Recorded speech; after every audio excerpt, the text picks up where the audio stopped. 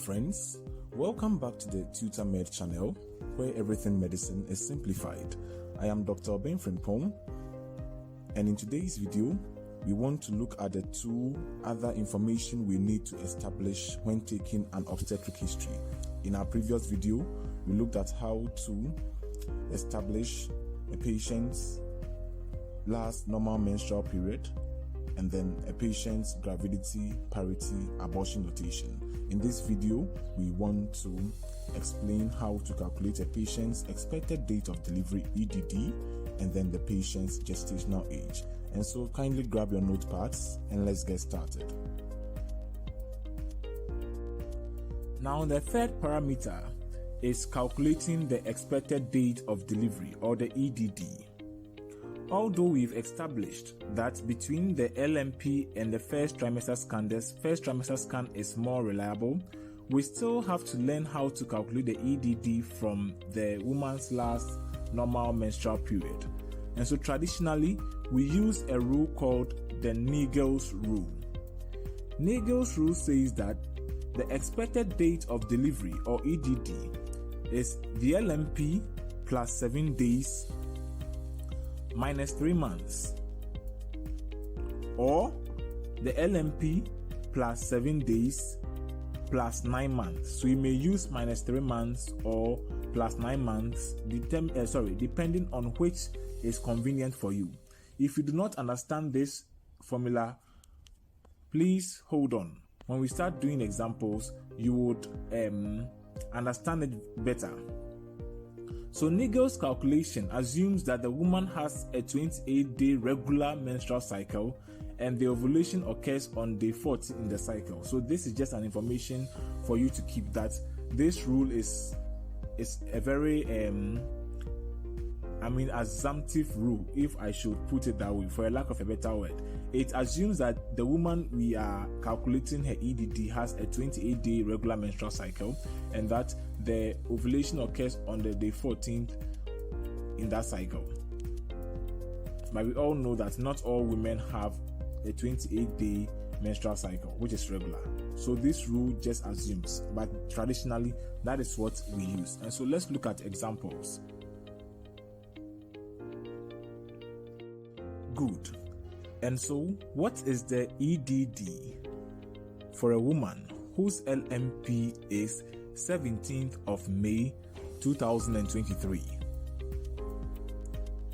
So after establishing the reliability of this woman's LMP, what you need to use is the Naegele's rule. The Naegele's rule states that add 7 days to the day in the date. So the day in the date is 17. So we add 7 days, we have 17 plus 7, 24th. Then we come to the month. So the month, we are using the minus 3. Remember, you can subtract 3 or add 9. If we use the minus 3, subtract 3 from the month is 5 minus 3, that will be 2. And then the 2 represents February. Remember that, or I should say that the EDD is actually about 280 days, or roughly 9 months from the LMP. And so 9 months from May would end in the next year, 2024. And so summing everything up, we have 24th February 2024. And that is the woman's expected date of delivery using her LMP.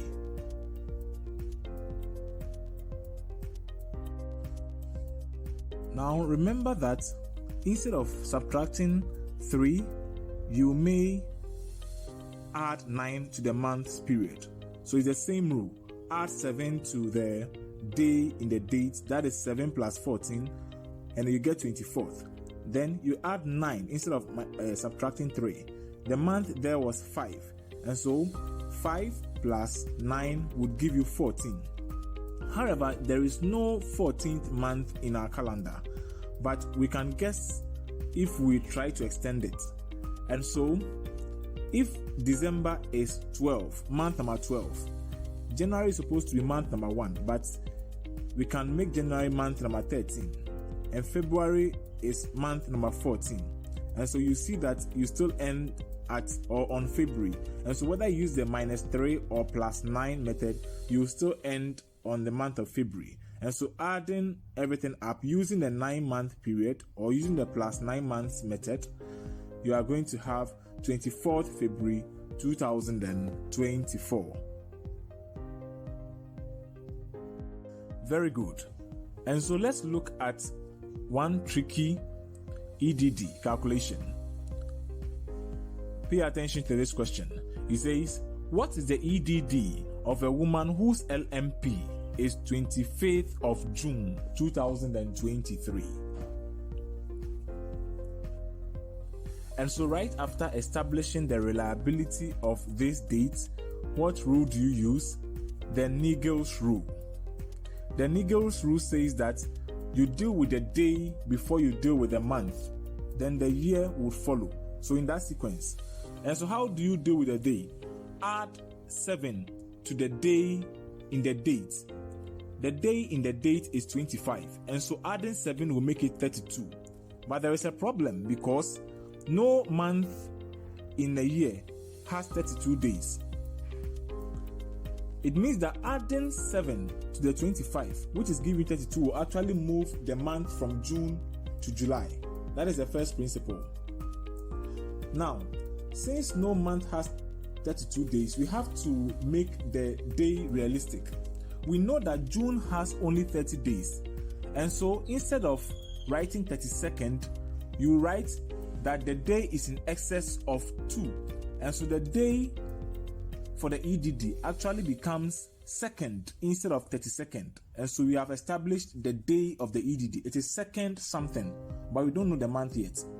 Like I established, using the Nigel's rule is using it sequentially. So once you've added the 7 days to the day, it moves the month from June to July. And so whatever calculation you are going to make on the month will not be in June again, but it will be done in July.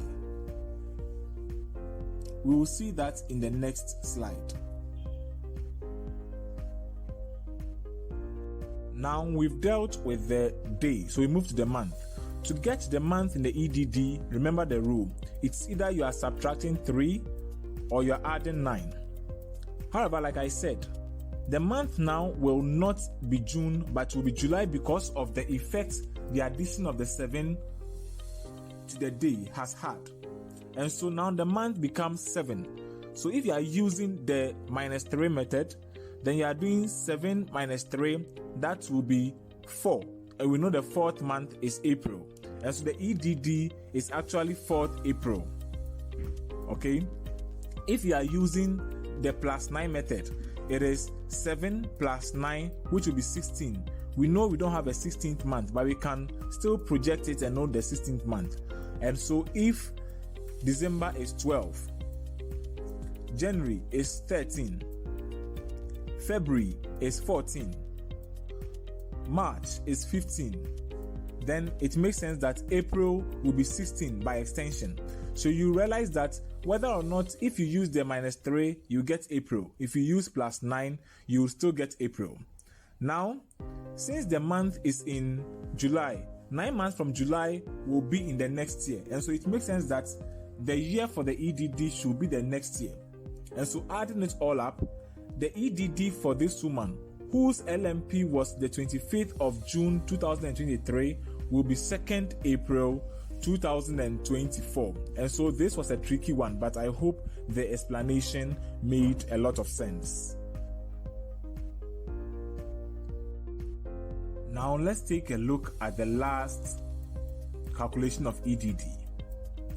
The question says, determine the EDD of a woman with LMP 10th of February 2023. And so after confirming the reliability of this LMP, you move to the Nigel's rule, where you add 7 to the day in the date. The day in the date is actually 10. So 10 plus 7 is 17. You know that 17 is still within the month, and so there's no need to move the month from 2 to 3 or from February to March. adding the 7 to the day in the date did not change anything. 17th is still within February's range, and so there's no need to shift it. Okay, then you add 9 to the months. If you add 9 to the months, you get 11, and we know that 11 is actually November. Now, when it comes to the year, remember that 9 months from February will still be within the same year. It will not be carried into the next year. What is 9 months from February? It is still November, and it's in the same year. And so for these patients, the EDD will be 17th November 2023. If we were to use the -3 method, you'd realize that you would get -1. And -1, if we actually do the calculation, it will still end at or on November. But I used the 9 month because the addition of the 9 month makes things convenient for us. And so whether or not you use the -3 or the +9 depends on how convenient it will be for you. But in this example, I just wanted to establish the point that the EDD is not always in the next year. It is only in the next year when the 9 months carries the date into the next year. But here, 9 months from February is still November of the same year. That is why the EDD was 17th November 2023. Very good. And so the next thing we want to learn how to calculate is the gestational age, and that happens to be the final parameter we need to pay attention to. And so the gestational age is the duration of pregnancy from the LMP to a given date that is expressed in weeks. So you can hear gestational ages like 28 weeks, 5 days, or 26 weeks, 6 days. This means that the duration of the pregnancy is 26 weeks, 6 days from the LMP. It can be calculated from the LMP or from the EDD. So let's take an example. What is the gestational age today, the 6th of August 2023, for a woman whose LMP is 2nd January 2023? What is the gestational age today?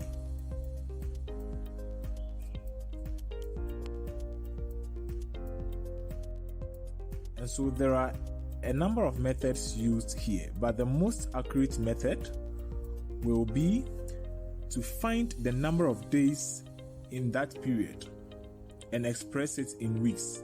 So you ask yourself, how many days are between 2nd January and then 6th August? So you do that by finding the number of days. So in January, from 2nd January, the number of days in January is actually 30. Then for February, it is 28. March will be 31. April, it's 30. May is 31. June is 30. July is 31. Then August, remember that we are calculating it till 6th August. And so till 6th August, the number of days in August is 6. And so you add these together. So 30 in January plus 28 in February plus 31 in March plus 30 in April, 31 in May, 30 in June, 31 in July, and plus 6. And this would give you 217 days. And so you need to express this in weeks, and we will do that in the next slide.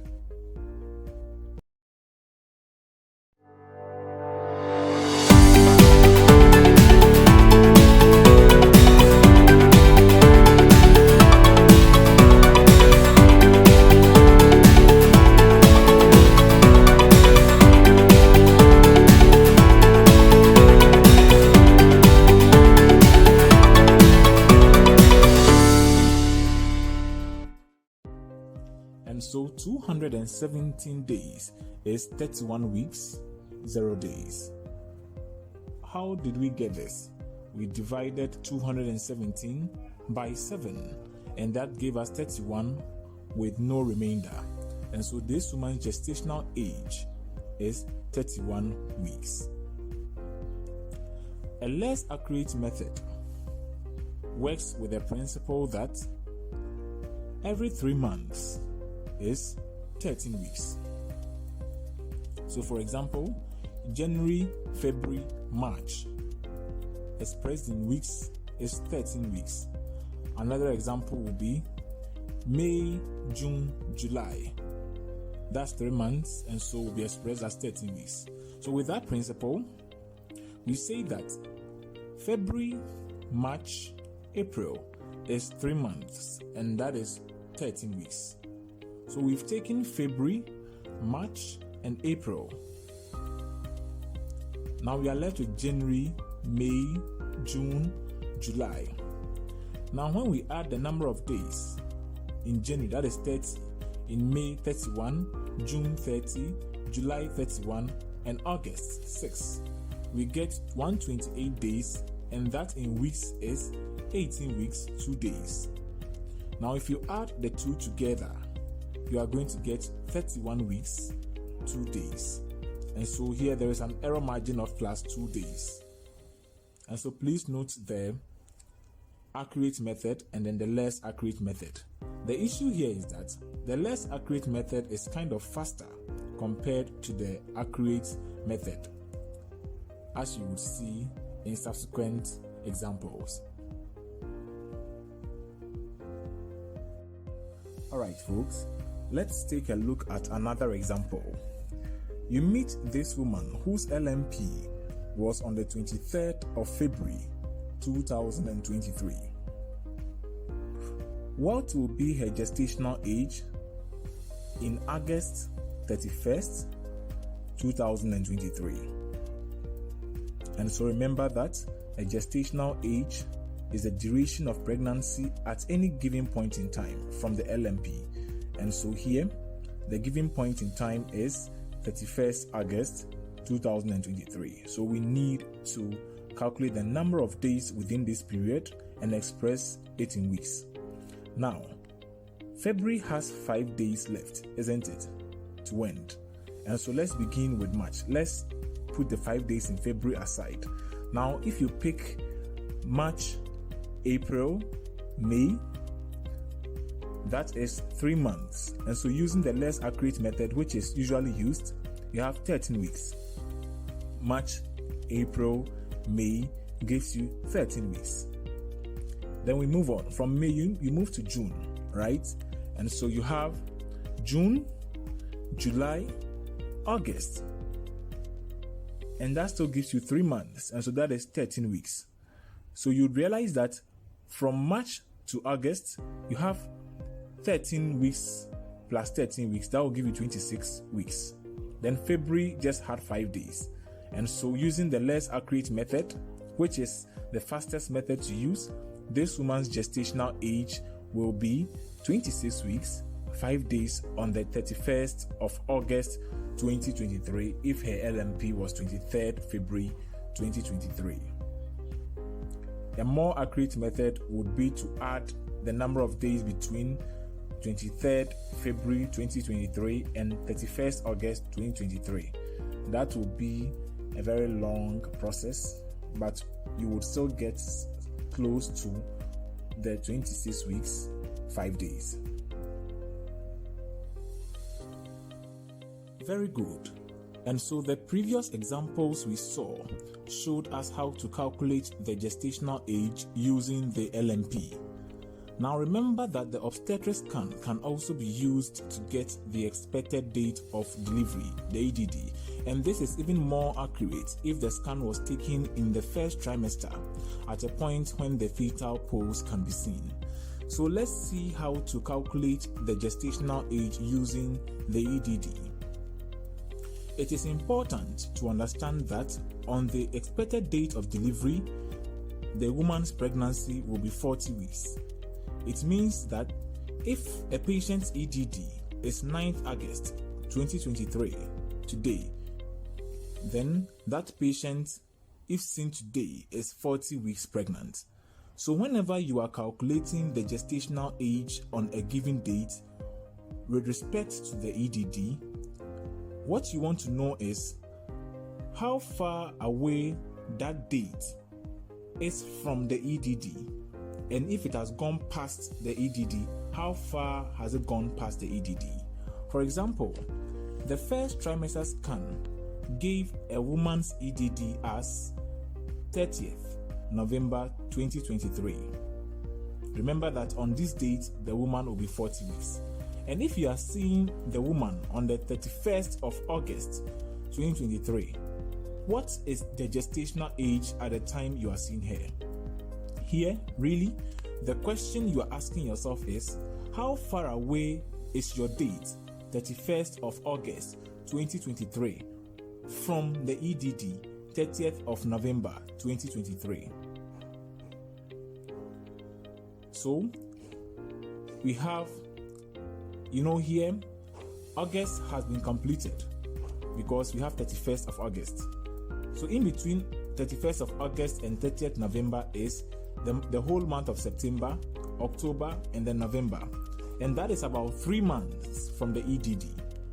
Remember that 3 months is equal to what? 13 weeks. And so, again, you have to remember that the woman will be 40 weeks at the EDD. So if the date is 3 months or 13 weeks from the EDD, then the gestational age will be 40 minus 13, and that would be 29 weeks. And so the gestational age for this woman will be 29 weeks. And so the summarized rule is that to get the gestational age from the EDD, what you first need to do is to determine the number of weeks your date is from the EDD.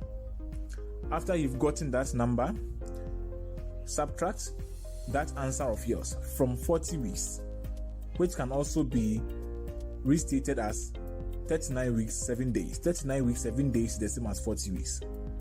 So the answer you get after subtracting your answer from 40 weeks is the duration of the woman's pregnancy, and that is the gestational age.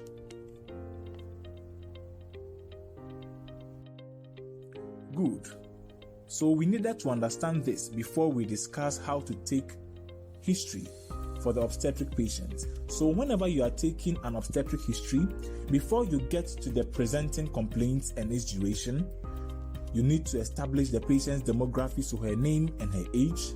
Then you want her last normal menstrual period. And remember here, you are looking for the first day of the last normal menstrual period. Then we have the expected date of delivery, or the EDD, and lastly, the gestational age. And so we need to establish these 4 things before we move on to the woman's presenting complaints when we are taking an obstetric history. And so thank you for watching this video. Please do not forget to like and share this video and subscribe to our channel if you have not done that yet. See you in our next lecture, and until then, bye.